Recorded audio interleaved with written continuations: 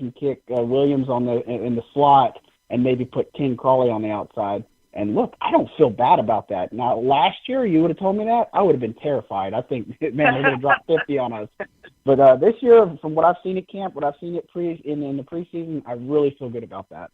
Is that because you feel better about the safety play versus the cornerback play, John? Look, I tell you, I think I feel 100 times better.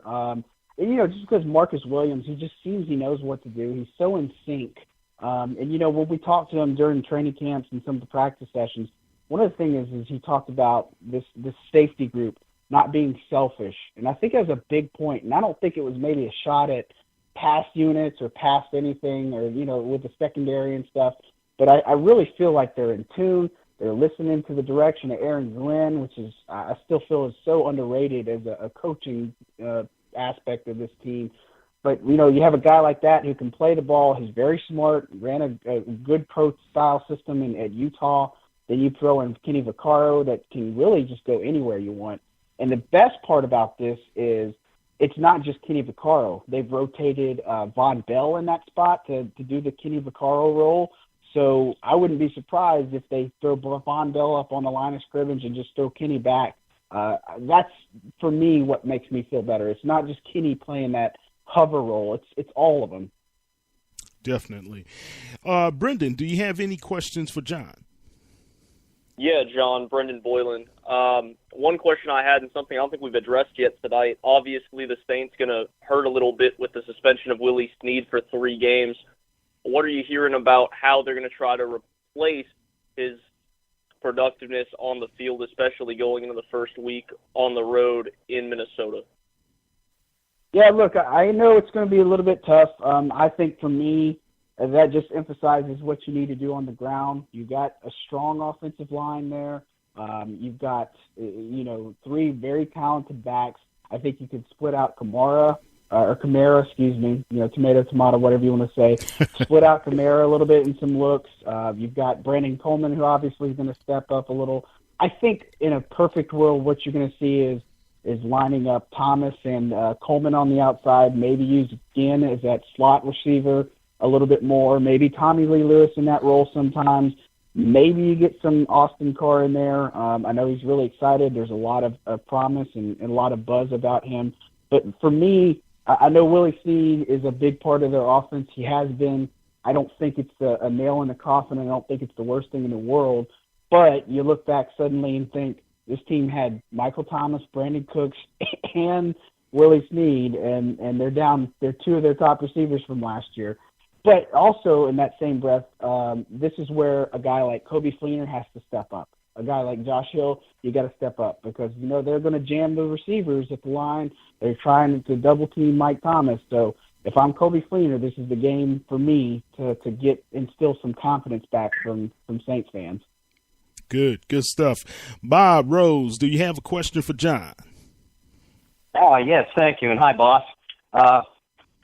Was wondering which one of the Saints linebackers do you think is going to stand out the most? We were talking earlier about how much faster this unit is. They're going to be going up against Kyle Rudolph, and I'm in agreement with you. I think Marcus Williams is a big addition to the safety position, but these linebackers are going to have to really step up, get the backs coming out of the backfield, and keep an eye on Rudolph too. Which one of the linebackers do you think is going to be the focal point there? For me, it's A.J. Klein. I think that's not even a no-brainer question for me because I think A.J. Klein does so many things other than just be a coverage guy. They'll throw him up at the line of scrimmage to come on a delayed blitz from the Mike position, Sam position. It doesn't matter where they throw A.J. Klein. He's either going to find a way to get to the quarterback or he's going to be the person that's guarding the tight end. And he's proven that he can do a lot.